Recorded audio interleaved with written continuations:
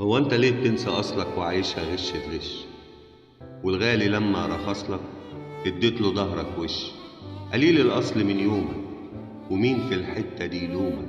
بنشوفك بس في همومك وفي غلبك نقول معلش. ولما نحل في مشاكلك ونخلي الدنيا تضحكلك، محدش يوم يشوف شكلك وتبعد عنا وما تسألش.